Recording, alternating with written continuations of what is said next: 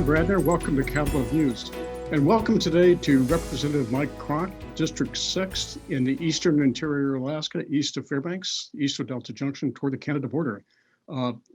Mike, this is your first year in Juneau, so it's kind of an interesting session for everybody, for all of us. But I wanted you to maybe ask you, introducing yourself to the people watching, a little bit about yourself, your background, how long you've lived in the district and in the state. Okay. Well, I'm a Air Force kid. My dad was stationed at Elmendorf in 1970, and he retired in 1977. He was an air traffic controller.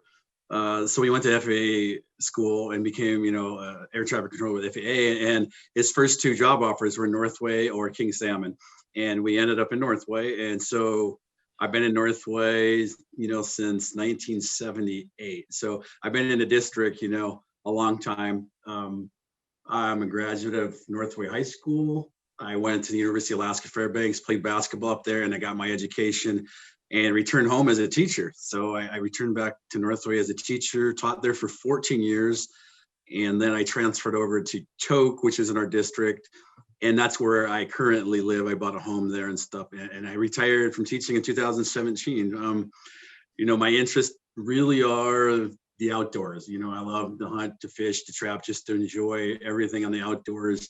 So I kind of been, just enjoying being retired. Last summer, I did a big construction job out in the lower Yukon, out in St. Mary's and Nunamaquan. So I got a taste of construction business, and then obviously I ran for state house in our district, and here I am. Well, that's a long tenure in the district. You must be pretty familiar with it. Mike, how are conditions there now? With the Canada border closed, it certainly affects the part of the economy that depends on the highway and summer tourism. But how are people dealing with that? Overall, I think we're pretty resilient people. A lot of our villages on the road in the eastern interior were pretty much closed to, just the general traffic for people all summer long. And that, rightfully so. We've had some COVID impact across our communities, at least in the eastern interior.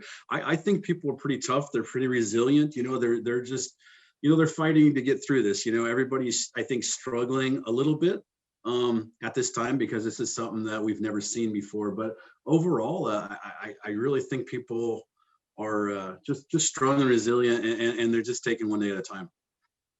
Yeah, I'm just curious, are the communities there dependent on Alaska Highway for truck food supply, or is that causing any kind of disruptions, or are there alternative transportation from Anchorage and Fairbanks? I don't think it's caused. I think in the beginning it caused some disruption. Some of our stores were running low and stuff, but I think once it all, played into the system, there hasn't been any shortage or anything. We do get the trucks up, on the highway system, but a lot of food comes up on the barge, and gets trucked that way. So overall, right now, I don't think there's been too much of an issue, for the past 6 months. Well, you're fortunate you have alternate ways to get there from Anchorage and up the cutoff to Glen Allen. One thing I was going to ask you about, I've always been interested in the alternative fuels projects that you have with the school there. You're using wood to fire the school, and there's even a greenhouse that's turned into an education opportunity for students. Is that still going on? It is. We have the first biomass, kind of project, with our school, and I think it's a great opportunity for other places to come and take a look at what we're doing, because we've worked at a lot of the bugs in the system. Yeah, we're producing heat for a school, and actually we have an old steam turbine tied in, so we're actually producing electricity at the same time, as well as providing heat for a greenhouse. So we're having fresh food for our lunch programs, and that gets shipped to our other schools, around the district, whenever we can get that out there. And it's just a great example of how to save money. I want to say I was on our regional school board up until I was elected here. I want to say that saves us, anywhere from $100,000 to $200,000 a year. And now that we're producing electricity, even some more, more money, and that just relates to more teachers in the classroom.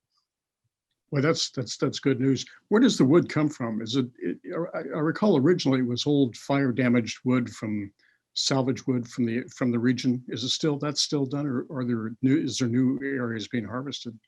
We are actually, a lot of the wood right now is coming from, they designated areas for fire protection around the community of Choke. So we're creating some big fire swaths around Choke. So they're out there harvesting. In fact, they're doing a bunch of harvesting right now of that wood. So they'll get that wood and they'll transport it back to our yard, and it'll be chipped and stored.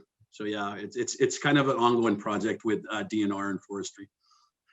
But your main power generation there still is diesel fired for the community. Because of the utility. Yeah. Right. And that has to be trucked up from Valdez. Yeah. Yeah, I'm not sure where they bring the fuel from. Yeah, but it definitely has to be trucked up. Yep. Yeah. Well, Mike, it's a can be a challenging place to live in the winter. I've always heard that Tok has some of the coldest winter temperatures in the state. We do, and Yukon territory. Yeah, we used to grow up, 70 below is not uncommon, and where it would last for 3 weeks. And it's eased up a little, over the last few years, but it can still get really cold, and our district is so vast, we run from McCarthy all the way up along the border to, Arctic Village and Venati down to Yukon to Tanana, all the way to Cantwell up the Parks Highway. And then we got the outskirts of Fairbanks with Eielson Air Force Base and Clear. So we have this monstrous, district to represent with so many different needs. So yeah, the temperatures vary all the time, but it's definitely a cold spot. Yeah, that's a district that's the size of many states, I would imagine. Yeah, I think it's 100, and I think I just wrote it down. 121,000 square miles is District 6. My goodness, yeah. Well, Mike, thank you very much for joining us. Hopefully, we can continue the conversation. And good luck down there. Oh, thank you for having me. Anytime. Appreciate it. Thank you, Mike.